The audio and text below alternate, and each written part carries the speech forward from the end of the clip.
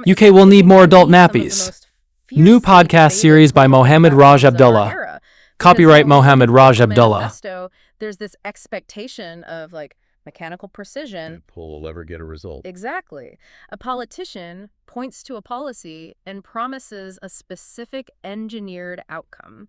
We like things to be visible and actionable, categorized into neat little talking points. But then you step into the world of actual on-the-ground demographics. And that neat little control panel just completely shatters.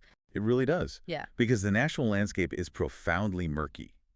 The mathematical reality of who is actually being born and where they are living and how they're surviving that is actively rewriting the future of the country.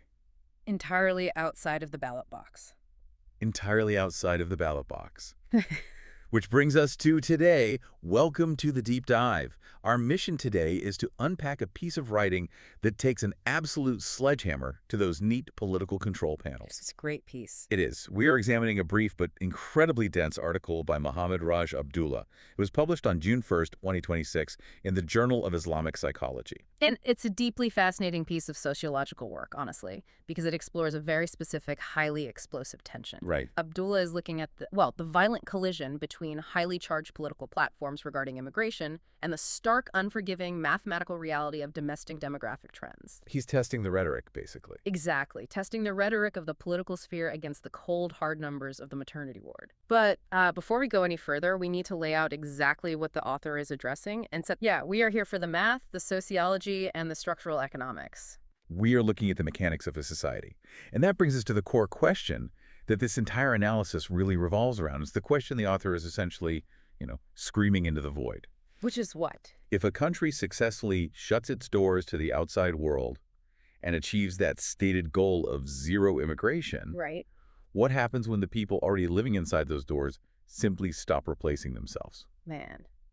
So Mohammed Raj Abdullah starts by laying out this primary assertion. You have these specific political figures who want to vastly reduce or completely eliminate foreign populations in the UK. That's the political ambition. Yes. And then he throws a massive demographic counterpunch. He points out that the UK is currently experiencing an overall population decline in its domestic native-born population. The people who are already there. Exactly. They are getting older, and there's a severe compounding lack of new babies being born. And he poses this incredibly blunt, provocative question. He just asks, how will they run Britain? I love how he forces the reader to look past the rhetoric of border control and actually look at the gears of the national machine.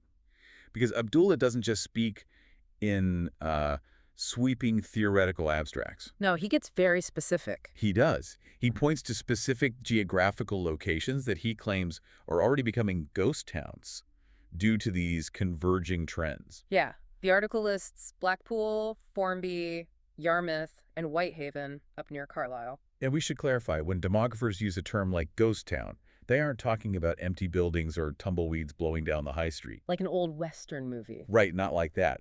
They're talking about the invisible hollowing out of the working-age population. I try to think of this political goal of zero immigration like a massive factory. So imagine a factory deciding, as a hard and fast rule, that they will never ever hire a single new employee from outside the company again. Okay, so it becomes a totally closed loop. Exactly.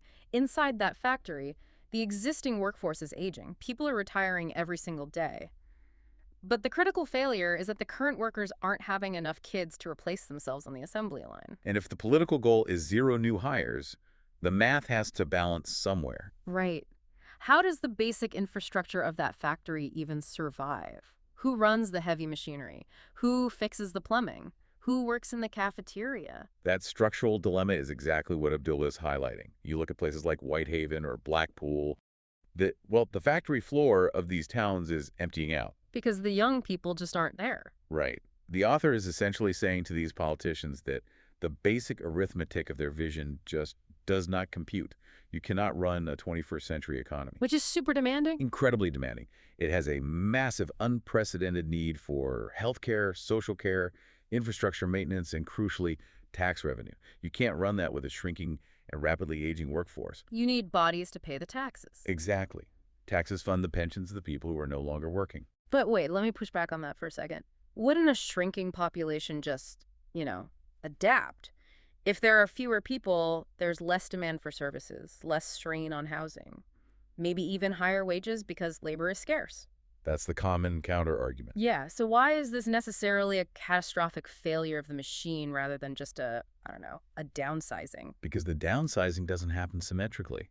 The population doesn't just get smaller uniformly across all ages, it gets top-heavy. Oh, I see. The proportion of elderly people requiring intensive medical and social care skyrockets, while the base of young, healthy, tax-paying workers beneath them shrinks.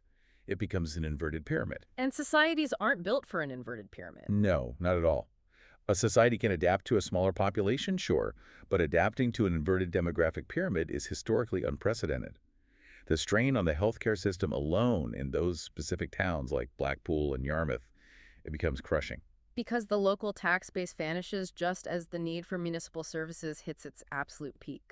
That really forces us to look at the underlying driver of this domestic shortfall. Like, why is this workforce not replacing itself? Because this isn't some random biological anomaly. No, Abdullah points the finger directly at a much broader macro-level philosophical shift. Right. He claims that liberalism and individualism are directly causing this massive decrease in birth rates amongst non-Muslim populations worldwide.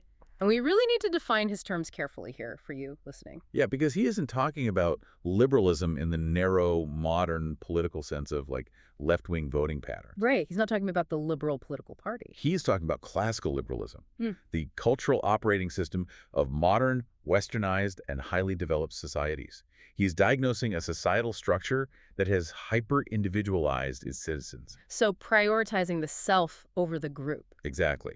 These societies structurally reward personal freedom, aggressive career advancement, self-actualization. They reward individual lifestyle optimization over the traditional, demanding, and frankly, inherently sacrificial structures of large families. It really is a fundamental shift from the collective to the singular. I mean, for most of human history, the operating philosophy was collective survival. You built a village, and having multiple children was an absolute economic necessity. They were labor for the farm. Yeah, they were your workforce, and they were your only pension plan for old age. But now, the cultural philosophy is highly individualized. The focus is on building a personal resume, acquiring unique life experiences, and maximizing personal wealth. And the author suggests this modern philosophy is structurally antinatalist. Meaning the very design of the society actively discourages giving birth. Right. When the ultimate cultural good is personal autonomy and economic achievement, the immense sacrifice, and it is an immense sacrifice of time, money, and personal freedom required to raise multiple children, well, it looks incredibly unappealing. I begin irrational. Yes, irrational to a young adult trying to navigate a hyper-competitive economy. You are effectively penalized professionally and financially for having a large family. And Abdullah doesn't just, theorize about this in a vacuum. He provides global case studies. He specifically names South Korea and Japan as the ultimate warnings.